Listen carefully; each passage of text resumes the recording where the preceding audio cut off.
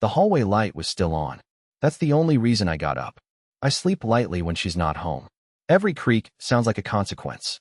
I'd fallen asleep on the couch again, fully dressed, TV remote still in my hand, one sock halfway off. But the light under the bedroom door didn't make sense. She wasn't supposed to be here. She told me 3 days ago she'd be staying late at the office for the campaign launch. And then silence. Not total silence. Just the kind where replies are short, tone is clipped, and every message ends with, "I'll explain later." But 3:17 a.m. That was new. I stood up and just stared at that strip of warm light leaking onto the floor like it was a living thing. I didn't call her name. I didn't knock. I just waited. And then, the sound. A soft thud, followed by something I still can't quite explain. Like muffled sobbing, only deeper. A shaking breath. And then nothing. The silence pressed against my eardrums. I slowly reached for the door handle and stopped. Her voice cut through the stillness. "Please don't come in." It wasn't angry. It wasn't sad. It was hollow, flat, like she'd already rehearsed it. I froze. My mind flipped through possibilities like a Rolodex on fire. Was she hurt? Was someone in there? Did she not realize I'd be home tonight? Then came the sentence that still replays in my head like a broken song. "I want you to leave me alone." No context. No explanation. Not even my name. Just that. 10 words that collapsed the ceiling of whatever us we still had left. I didn't sleep that night. I sat in the kitchen, lights off, listening for footsteps, the bathroom sink, anything. Nothing came. The next morning, she was gone again. Like she hadn't even been there. Except for one thing, her phone. She'd left it on the kitchen counter. Screen cracked in the corner. Notifications piling up. One unread message from a number I didn't recognize. "Don't forget what you promised. He's watching." That's when I knew. This wasn't about needing space. This was about something else entirely. And by the end of the week, the same woman who told me to disappear from her life was begging just to speak to me for 1 minute. I told myself not to look. That was the first thing I whispered out loud in the kitchen that morning. "Don't look at the phone, Owen. You're not that guy." But the problem was, I already was that guy. The kind that stares at a device like it's holding your fate hostage. The kind that flinches at every buzz and dares to hope it's something innocent. The kind who waits for a second shoe to drop when the first was never supposed to fall. I stood over her phone like it was a loaded weapon. The message was still there. No name. Just a number. One line. "Don't forget what you promised. He's watching." My first instinct was not panic. It was confusion. What promise? Who's he? And then the second wave hit. Was this a threat? A joke? Was someone blackmailing her? Or worse, I didn't unlock the phone. Couldn't. But I held it in my hand for a while. Like maybe it would tell me the truth if I stared hard enough. It didn't. The lock screen eventually faded to black. And with it, whatever chance I had of understanding her vanished too. By 10 a.m., I had the phone in a Ziploc bag and slid it under the couch. I don't know why. It felt like evidence. Not of infidelity. Not yet. Something bigger. Something that smelled like a secret life. Like she wasn't just drifting away from me. She was running from something I wasn't supposed to see. That same day, I decided I wouldn't text her. No, where are you? No begging. No guilt tripping. I just went silent. I waited. And the longer I waited, the louder her absence became. On day 2, the apartment felt colder. On day 3, I realized she hadn't taken her laptop. Day 4, I opened the bottom drawer of her nightstand and froze. Inside, I found a folder. Thick. Overstuffed. Not hidden, but not meant to be found either. There were printouts of emails. Some highlighted. Some redacted with black marker.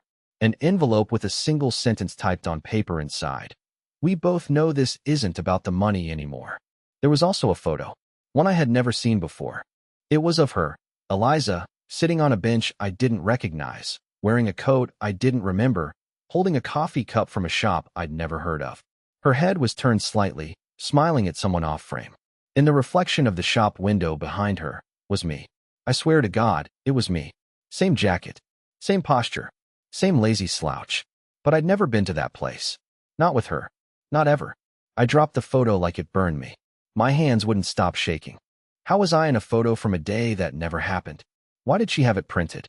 And why the hell did it feel like this wasn't a breakup? It was a setup. That night, I didn't sleep at all. By morning, my inbox had 3 unread emails from her personal account. No subject lines. each one blank. Each sent exactly an hour apart, 1:17 a.m., 2:17 a.m., and 3:17 a.m. I tried to reply. The email bounced back. This address no longer exists. And then came the knock. Just one. Not frantic. Not forceful. I opened the door, and there she was. Eliza. Hair wet from rain. Clothes wrinkled. Eyes red. I know I said I didn't want to talk, she whispered. Then her voice cracked. Not like she was about to cry, but like something inside her had broken loose. But please, Owen, just give me 1 minute. Just one. I didn't answer, because what I really wanted to ask was, who was watching us? She stood there dripping rainwater on the hallway floor, clutching her coat like she was afraid it would fall apart if she let go. Her lips trembled when she said my name again, soft, desperate, like she was afraid someone else might hear it. I should have said something, anything, but the words refused to leave my throat. I just stared at her, trying to piece together how the woman who once couldn't fall asleep unless her hand was resting on my chest now looked like a stranger caught trespassing in her own home. Eliza took a shaky breath and stepped closer. Please, just don't be angry. I didn't have anywhere else to go. Her voice cracked halfway through the sentence. She looked around, eyes darting toward the corners of the living room like she expected someone to step out of the shadows. I told her to come inside, and she did, slow and hesitant, as if the apartment remembered her better than I did. I wanted to ask where she'd been, but she dropped her bag onto the couch before I could open my mouth. The zipper was half broken, and I could see papers stuffed inside, crumpled, torn, damp from the rain. She noticed my stare, pulled the bag shut, and whispered, "Don't. Please don't look." I didn't know whether to comfort her or demand the truth. "Eliza," I said quietly, "what's going on? Who sent that message?" Her eyes widened like I'd spoken a forbidden word. She shook her head. "You saw it." "Of course I saw it. It was impossible not to." She exhaled sharply, pressing her palms against her forehead. "I was going to explain, I swear. I thought I could fix it before it reached you." Before it reached me. What did that even mean? I stepped closer. "Fix what?" Her voice dropped to a whisper. "It's not safe to talk here." She walked toward the window, pulling the curtain aside just enough to peek outside. The street below was empty except for a flickering lamppost and a parked sedan. She stared at that car too long, long enough for me to start wondering if she recognized it. Then she turned back and asked a question that made my skin crawl. "Have you noticed anyone following you?" I wanted to laugh, but her face was dead serious. "Following me? Eliza, no one cares enough to follow me. You haven't even answered my texts for a week." "I couldn't," she snapped. "Every time I tried, She stopped herself, swallowed hard, then forced a shaky smile. "It doesn't matter now. I just need to stay here for the night, okay?" I didn't agree. I didn't say no either. She took my silence as permission and slipped into the bedroom, the same one she told me to stay away from the last time I saw her. I stood there for a while, listening to her breathing from behind the door. It was uneven, anxious. Not guilt, not remorse. Fear. An hour later, I heard a faint noise, not from the bedroom, but from outside. A car door closing. I looked through the peephole. The sedan that had been under the streetlight was gone. I walked back to the couch, sat down, and tried to process everything. My phone buzzed. Unknown number. One new message. "She's lying to you again. Check the bag." My stomach dropped. I turned toward the couch where her bag sat, half hidden by her coat. The same bag she told me not to touch. My hands hesitated over the zipper. I told myself not to open it, not to invade her privacy again. But curiosity is a kind of gravity. Once it pulls, it doesn't let go. I unzipped the bag slowly, carefully, afraid of what I might find inside. And what I found wasn't what I expected at all. Not clothes, not makeup, not a wallet, just documents. Stacks of them. Contracts, receipts, printed emails, and at the very bottom, a photograph. It wasn't of us. It wasn't even recent. It was of a man standing in front of a familiar apartment building, ours. And in the reflection of the glass door behind him, I could see Eliza, smiling, holding his hand, and watching me. I must have stared at that photograph for 15 minutes without blinking. The reflection didn't lie. It was her, hair tied back the same way she always did when she wanted to feel efficient. Those signature boots she claimed she hated but never stopped wearing. And there she was, holding another man's hand, standing behind him like she belonged there, outside our building. My building. My home. I wanted to believe it was old. Maybe years ago. Maybe before we even met. But then I noticed the billboard behind them. A movie ad that just came out last month. There was no question now. This was recent. And she'd been standing there. With him. While I was inside. Probably folding her laundry or setting the timer on the oven so dinner would be ready when she came home. The realization hit like a brick to the chest. I shoved the photo back into the bag, not even bothering to align the papers. My hands were trembling. My legs felt weak. My mouth went dry. I needed answers. I walked to the bedroom, cracked the door open, and found her sitting on the edge of the bed with her back to me, hunched forward, her hands buried in her hair. The sound of the door creaking made her flinch. "Eliza," I said, my voice barely holding together. "You told me it wasn't what I thought. You told me there was no one else." She didn't turn around, just stared at the wall. I took a few steps inside, then explained this. I held up the photo. I didn't wave it. I didn't throw it at her. I just stood there, waiting for a reaction. She finally looked over her shoulder and froze. Her expression wasn't guilt. It wasn't even fear. It was disbelief. Like she had no idea how I got that picture. Her eyes scanned it for a second, then darted toward her bag, which she must have realized I'd opened. Her lips parted, but nothing came out. I sat on the edge of the dresser, not taking my eyes off her. "Who is he?" She didn't answer. "Eliza, I saw the message. I saw this picture. I saw the emails. Someone is watching you, threatening you, and you're dragging me into it. You don't get to pretend everything's fine anymore." She stood up slowly and took a cautious step toward me. "Oh, and listen." "No," I said, louder than I meant to. My throat burned. "You don't get to talk your way out of this. Not again." She took a breath, held it for a moment, then exhaled with shaking shoulders. "His name is Marcus." I swallowed hard. The name meant nothing to me. That scared me more. "Marcus who?" She looked down at the floor. "I don't know his last name." "What?" "I don't know it," she repeated. "I never asked." My voice cracked. "You brought a stranger to our building, and you don't even know his last name?" Her eyes met mine now. "It wasn't like that." "Then tell me what it was like." She sat down on the bed again, clasping her hands like she was trying to keep them from flying apart. "It started months ago. Online. He messaged me through a private forum, said he recognized me from college. He said he had information. About my old job, about my firm, about things that could ruin my career. Why would that matter unless? Because I did something stupid, okay?" She snapped, and for the first time in weeks, I saw a real emotion crack through the porcelain calm she always wore. Years ago, before we were even engaged, and I thought I could bury it, pretend it didn't happen. But he knew. He had files, emails, screenshots, stuff I thought was deleted. She buried her face in her hands. He said if I didn't cooperate, he'd send everything to my boss, to my clients, to you. I sat in silence. "You were supposed to be out of town that weekend," she added quietly. "I didn't bring him here. He showed up." My heart pounded. "And you went outside and smiled at him like you were on a date?" She looked at me then, not defensive, not cruel, just defeated. I was trying to keep him calm. If he felt in control, he wouldn't escalate. I shook my head, trying to find a corner of this mess that made sense. "And the message? He's watching?" Her lips trembled. "That wasn't for me." I blinked. "What?" She reached into her jacket pocket and pulled out a second phone. Old, beat up, barely functional. She handed it to me. "When I left last week," she said, "I dropped this by accident outside the building. I thought I lost it. But someone picked it up and started sending messages. To you."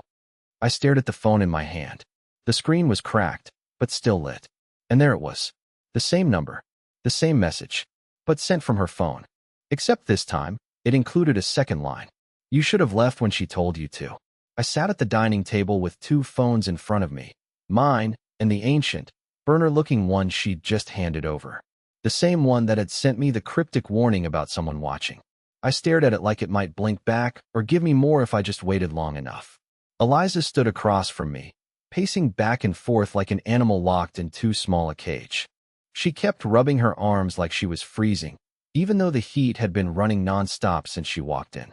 The windows fogged slightly with each step she took near them, the warmth inside clashing with the cold October rain still streaking down outside. I looked up at her. "So you're telling me this guy, Marcus, threatened to expose you for something you did years ago?" And in exchange for silence, You let him manipulate you? Spy on us. Follow me. I didn't let him do anything, she snapped, then immediately caught herself. I was trying to contain it. I just didn't know how fast it would spiral.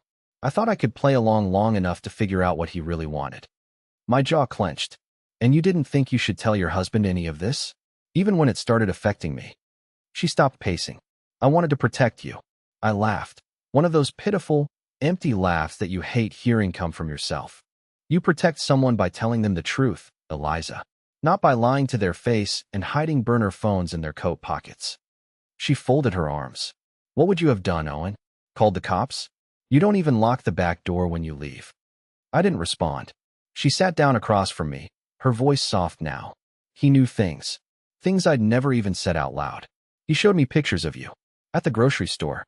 On your walks. Sitting at the duck pond. I didn't even know you went to a duck pond. I felt the blood drain from my face. She nodded. Yeah, he said. He's more predictable than he thinks. That scared me more than anything else. I leaned back, hands over my face. This wasn't just cheating. This wasn't even just manipulation. This was psychological warfare.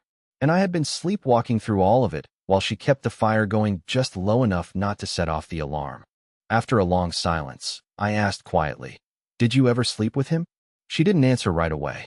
Her eyes welled, and for a moment, I thought she might lie to me again. But she finally whispered, "No, I swear." He wanted leverage, not intimacy. I think it was never about me. It was about getting access. Access to what? To you, Owen. I froze.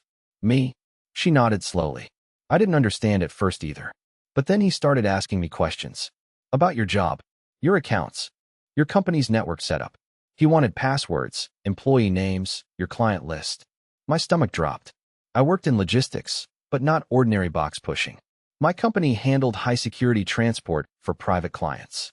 Sensitive data, encrypted deliveries, sometimes even crypto asset recoveries. I never thought much of it because I wasn't in upper management, but even low-tier employees had certain clearance levels. He used me to get to your clearance, Owen. That's why he kept sending you messages from my phone. He wanted to see how much he could rattle you. See if you'd run. Or fold. I stood up. My hands were numb. You brought him into our lives. You gave him a doorway into my work. My world. Do you know how dangerous this is? She looked small now, like a child being scolded, voice barely audible. I know. I didn't see it coming. My phone buzzed. No number. No name. Just a new text. You shouldn't have looked in the bag. And below it, another. The key is still taped under the bench. I looked up sharply. What bench? Eliza looked just as confused as I did. Then I remembered. The duck pond. There was a long wooden bench I used to sit on, tucked under a tree at the back edge of the park. One I hadn't visited in over a week. I grabbed my coat and keys. Eliza stood up. Wait, what are you doing? I turned to her. Finding out what else you've been keeping from me. She reached for my hand, but I pulled away. I didn't say anything else. I just walked out the door and drove, barely breathing, headlights cutting through fog, tires splashing through puddles. 15 minutes later, I was standing in the park under the orange glow of a dying street lamp, kneeling at the back of that bench. My fingers felt under the wooden plank, across the screws and flaking paint, until I found it. A strip of duct tape. And stuck beneath it, a small silver key. Nothing labeled. No tag. Just a key. As I held it in my hand, my phone buzzed again. You have 1 hour. Bring her. I didn't go straight back home after finding the key. I sat in the car for 23 minutes, engine off, rain tapping against the windshield like it was trying to fill the silence for me. I just kept staring at the silver key in my hand, turning it over again and again, as if a number or a name might magically appear on it if I looked hard enough. But it remained blank. Cold. Just like everything else about this nightmare I'd been sleepwalking through. You have 1 hour. Bring her. That text still lit up my phone screen like a countdown. I didn't know what they'd do if I ignored it. Worse, I didn't know what they'd do if I followed it. By the time I walked back into the apartment, Eliza was sitting on the floor with her back to the wall, legs pulled up to her chest, hugging her knees like she was bracing for an earthquake that hadn't arrived yet. She looked up at me, saw the key in my hand, and went pale. I don't know what that opens, she whispered. I didn't believe her, not entirely. Eliza, I said slowly, who else have you told about me? About what I do? About our routines? She shook her head, eyes wide. No one. Just him. I didn't even know his real name until 2 weeks ago. I raised an eyebrow. You said earlier you didn't know his last name. Her lips parted, but no words came out. Then, like someone reaching for a lifeline, she blurted. He called himself Marcus, but that wasn't his real name. I only found out when he left a folder in my car by accident. There was a utility bill inside, addressed to a Samuel Grant. Samuel Grant. No idea who that was. But the name made my skin crawl anyway. I showed her the new text. He wants me to bring you. Somewhere. He didn't say where. She stared at it, then up at me. What if it's a trap? I almost laughed.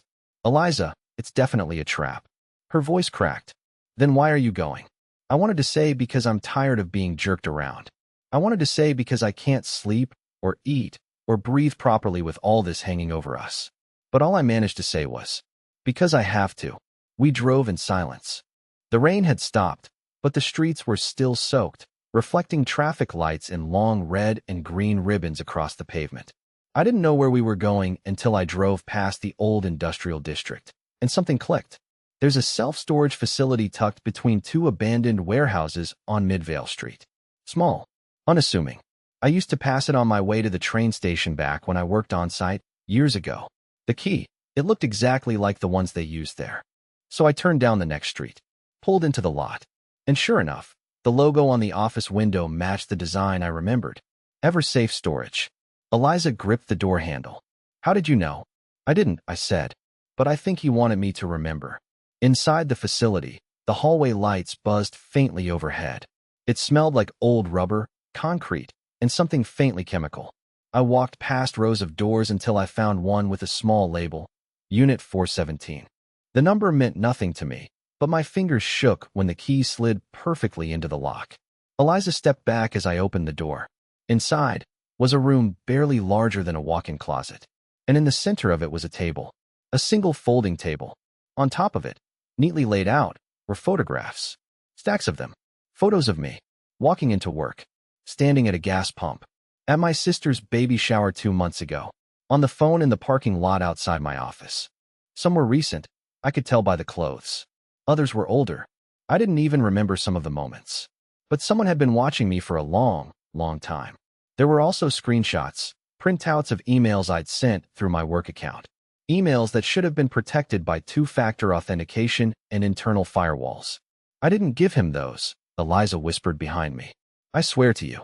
I looked at her. Then how did he get them? She was shaking her head now, pacing in place, mumbling to herself. And that's when I noticed it, something out of place. A box tucked under the table, open just slightly. I bent down and pulled it toward me. Inside, a laptop, closed, but charging. A notebook filled with what looked like surveillance logs. And a white envelope with my name typed across the front, Owen Ryland. I looked at Eliza again. Why is this addressed to me? She stepped back. I don't know. I opened it. Inside was a single sheet of paper. You're not the victim here. You're the loose end. Before I could even process the words, my phone buzzed again. Another text. From the same number. Now that you've seen it, there's no going back. Ask her what happened in Aspen. I turned to Eliza slowly, heart pounding. She looked like I'd slapped her. I whispered, what happened in Aspen? She didn't answer. She just burst into tears. And that's when I knew the worst wasn't what I'd found. It was what I hadn't been told yet. I didn't speak on the drive home. The envelope sat in my lap like it was still breathing, like the words printed on that single sheet were more alive than either of us. Eliza didn't ask to see it. She didn't try to explain. She just stared out the passenger window with that glassy, wide-eyed look I'd come to know too well, the one she wore when her lies were too tangled to untie quickly. Ask her what happened in Aspen. That sentence played over and over in my head, like it was being shouted into a canyon. I didn't even remember her ever going to Aspen. At least, not recently. We'd never vacationed there together. I don't ski. I don't even like snow. So whatever happened there, it wasn't supposed to involve me. But it did. Somehow. When we got back to the apartment, I didn't go inside right away. I stood on the front step, letting the wind cut through my coat, staring up at the second-story window where our bedroom lights still glowed like a cruel joke, as if anything about that room still belonged to us. Eliza stood a few feet behind me. I never wanted you to find that unit. I turned. No kidding. She fidgeted with the strap of her purse like it was the only thing anchoring her to the ground. Can we talk inside? I'm done talking inside, I said. We're going to talk here. Now. No phone buzzing. No distractions. Just the truth. She hesitated, then nodded slowly. It was 6 years ago, she said. Before we were married. I went to Aspen with a few people from my old firm. It was supposed to be a retreat. Nothing serious. One of those team bonding things where they pretend skiing will teach you how to pitch to clients. I crossed my arms. Keep going. There was this guy there, she said, and her voice shifted, got smaller. He wasn't part of our firm. He was one of the consultants they brought in. Said his name was Sam. Samuel Grant. The name from the bill she found. It all started clicking into place. He was charming in that way guys are when they know they're dangerous, but don't care, she continued. Everyone else saw it. But I was flattered. I thought I was just having fun. You slept with him. It wasn't a question. I didn't need it to be. She nodded. I exhaled sharply. It felt like ice had filled my lungs. I was stupid. I knew he wasn't a good person. But he told me things I wanted to hear. Said I could make partner early. Said he knew people who could fast-track me through the ranks. I thought I was using him, not the other way around. My voice was low. And you never told me because he didn't just vanish after Aspen, she said. He showed up again, 2 years into our marriage. Said he'd kept files, pictures, messages. He didn't want money, Owen, he wanted access. And I didn't know what that meant at the time. And now, she looked straight at me. Now I think he's been using me to get to you from the start. I just didn't realize it until recently. I started pacing, my mind spiraling into every moment over the last 6 years that suddenly felt different under this new light. Every delay, every excuse, every time I told myself, no, Eliza wouldn't do that. And maybe she wouldn't, not back then. But that didn't mean she hadn't become someone who could. I don't even know who you are anymore, I said. I didn't want you to know, she whispered. She stepped closer. But you're not innocent either. That hit me like a slap. Excuse me. Her eyes were trembling now, like she didn't want to say it, but couldn't stop herself. That email, the one from your company account, the one he had printed out in the storage unit, the one about the routing numbers? My blood turned cold. What about it?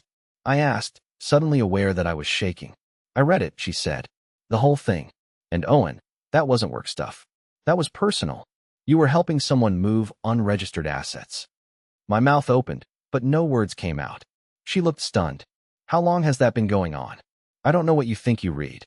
It was encrypted, she cut in, but not very well. I cracked it 2 weeks ago. I didn't want to believe it. But then I started wondering if maybe he wasn't the only one hiding things. I backed away like her words had physically hit me. You spied on me? Because I thought you were lying too. We both stood there, exposed and furious, like two mirrors trying to out-reflect each other's shame. The wind howled around us. My hands were fists in my coat pockets. I felt like I was unraveling by the second. She spoke again, softer this time. Maybe that's why he chose us. Not just because I was weak, but because you were already compromised. I turned my back to her. I couldn't look at her anymore. My phone buzzed. I pulled it out. One new message. No name. No number. Just a location pin. A cabin. In the woods. An hour away. Marked with the word, final. Below it, one sentence. Bring her, or we finish without you. I showed her the screen. She paled. I know that cabin. Of course you do.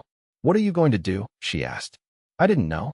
All I knew was, whatever was waiting for us in that cabin wasn't just the end of this game. It might be the end of us. The road to the cabin looked like it hadn't been driven in years. Twists, branches, dirt.